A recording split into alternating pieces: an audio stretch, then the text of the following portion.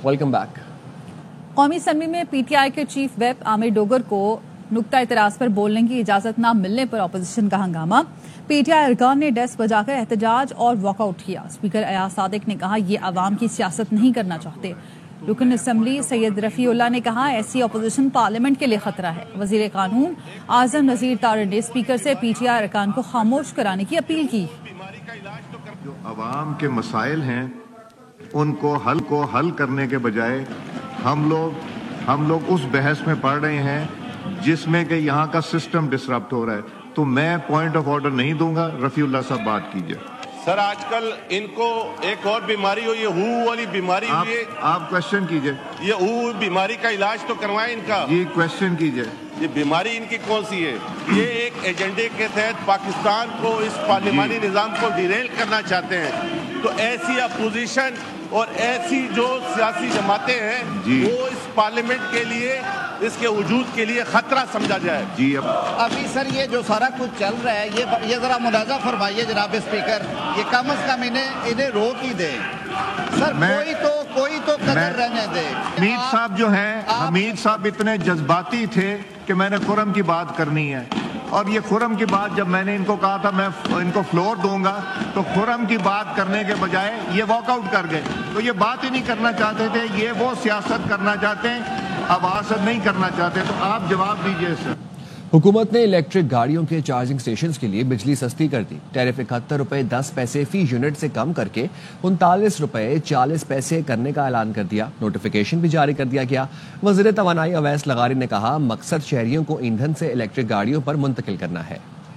States को एक ही जगह पे उनकी गेट के ऊपर बिजली मिलेगी। 6 अरब डॉलर का फ्यूल इंपोर्ट होता है पाकिस्तान के अंदर। इलेक्ट्रिक व्हीकल्स लोगों के लिए उनकी पहुंच में लेके आने की कोशिश कर रहे हैं। आज प्राइम मिनिस्टर साहब ने फैसला किया बशमूल टैक्सेस इन चार्जिंग स्टेशंस को 71 रुपए 10 पैसे तकरीबन 45% कमी करके हम आज 39 रुपए और 70 पैसे का टैरिफ ऐलान कर रहे हैं। पेट्रोल पे चलाएं या मोटरसाइकिल, इलेक्ट्रिक मोटरसाइकिल चलाएं। हर मोहल्ले के अंदर एक खोखे जैसी दुकान के अंदर भी आप बैटरी को चार्ज करने का कारोबार शुरू कर सकेंगे।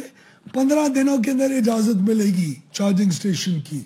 हम इसको एक बैनुल-अक़वामी की सतह के ऊपर इसको बहुत बड़ी अपनी अचीवमेंट समझते हैं। SIFC का इसके अंदर बहुत अहम किरदार। सनतों के लिए बिजली की कीमत में कमी से सरमायाकारों की हौसला अफजाई होगी। वजीर आजम शहबाज शरीफ कहते हैं इलेक्ट्रिक व्हीकल्स प्रोजेक्ट को प्रमोट करने से आलूदगी में कमी आएगी। दुनिया में EV कल्चर को तेजी से प्रमोट किया जा रहा है।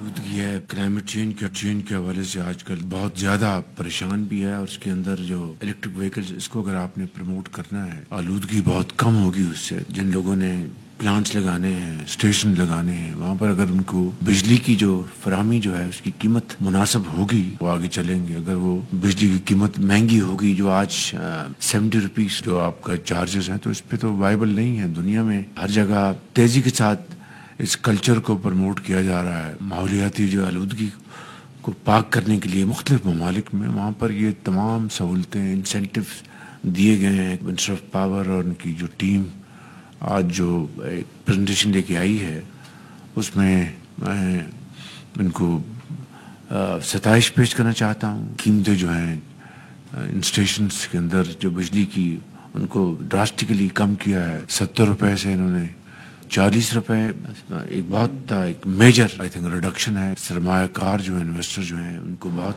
हौसला मिलेगा।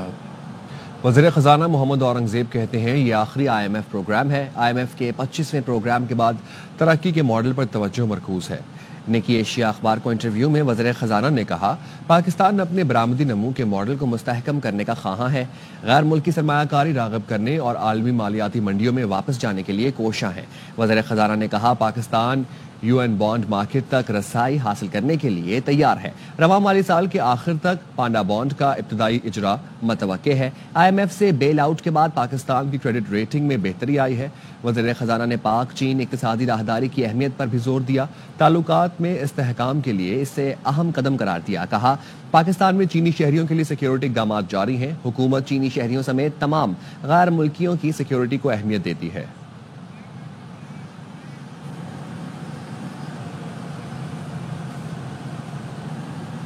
ملٹری کورٹس کو تسلیم کرتے ہیں، قانون میں ترمیم کے لیے مخمل میں لگے پیوند کا جائزہ لینا ہے۔ جسٹس جمال مندوخیل کے سویلنس کے ملٹری ٹرائل کیس کی سماعت میں ریمارکس۔ وزارت دفاع کے وکیل نے کہا 9 مئی کے ملزمان کا ٹرائل ملٹری کورٹ میں ہی ہوگا۔ دہشت گرد گروپ یا مذہب کے نام پر دہشت گردی کا مقدمہ ملٹری کورٹ میں چلے گا۔ اسپیکر قومی اسمبلی کی زیر صدارت پی ٹی آئی اور حکومتی مذاکراتی کمیٹیوں کا تیسرا اجلاس کل ہوگا۔ کمیٹی ارکان کو اجلاس میں شرکت کے نوٹس جاری کر دیے گئے۔ پی ٹی آئی کی مذاکراتی کمیٹی تحریری مطالبات پیش کرے گی۔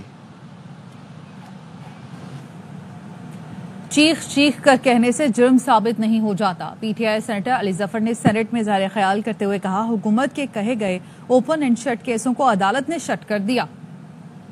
فیصل وارڈا کا کہنا ہے کہ مولانا فضل الرحمان نے پی ٹی آئی پر احسان کیا اور علی امین گناپور کی زبان سنے۔ علی امین کہتے ہیں مولانا کے والد کہتے تھے فضل الرحمان پیسے لے کر میری مخبری کرتے تھے۔ بقول گنڈاپور مولانا پر ان کے والد بھروسہ نہیں کرتے تھے تو ہم بھی بھروسہ نہیں کرتے۔ میں نے مولانا صاحب سے کہا تھا کہ یہ احسان فراموش ہے۔ مولانا سے کہا تھا کہ میں آپ سے بغیر مطلب کے ملا تھا۔ مولانا سے کہا تھا اس دن سے آج تک اور آگے بھی آپ کے ساتھ کھڑا رہوں گا۔ سینیٹر محمد اسلم ابڑو نے سینیٹ میں اظہار خیال کرتے ہوئے کہا دنیا چاند پر چلی گئی اور ہمارے یہاں انٹرنیٹ کا مسئلہ ہی حل نہیں ہو رہا، میسج تک نہیں بھیج سکتے۔ وزیر مملکت آئی ٹی شیزا فاطمہ نے کہا ملک میں انٹرنیٹ سے متعلق امور پی ٹی اے کا دائرہ اختیار ہے۔ سیکیورٹی فورسز نے شمالی وزیرستان کے علاقے سپن بام میں انٹیلیجنس بیس آپریشن کے دوران 4 خوارج ہلاک کر دیے۔ آئی ایس پی آر کا کہنا ہے آپریشن کے دوران سیکیورٹی اہلکاروں نے خوارج کے ٹھکانے کو مؤثر انداز سے نشانہ بنایا۔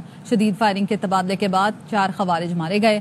ہلاک خوارج کے قبضے سے اسلحہ گولہ بارود بھی برآمد ہوا۔ ہلاک خوارج سیکیورٹی فورسز کے خلاف دہشت گردی کی متعدد کارروائیوں سمیت معصوم شہریوں کی ٹارگٹ کلنگ میں بھی ملوث تھے۔ علاقے میں کسی ممکنہ خارجی کو ختم کرنے کے لیے سینیٹائزیشن آپریشن بھی کیا گیا۔ سیکیورٹی فورسز ملک سے دہشت گردی کی لعنت کو ختم کرنے کے لیے پرعزم ہیں۔ پاکستان امریکہ کا اتحادی نہیں شراکت دار ہے۔ امریکی نیشنل سیکیورٹی ایڈوائزر جان کربی نے بائیڈن انتظامیہ کی خارجہ پالیسی پر پریس کانفرنس میں کہا پاکستان سے اتحاد کا کبھی کوئی معاہدہ نہیں تھا۔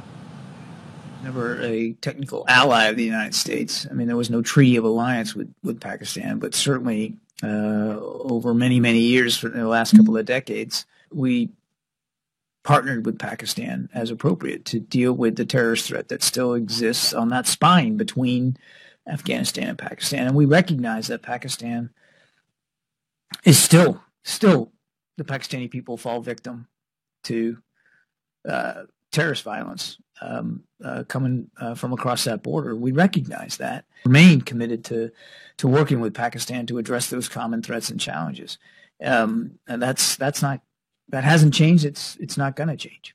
And as I said earlier, if we can get a deal, you will see that the parameters of that deal are the parameters that the Biden administration started working on many months ago.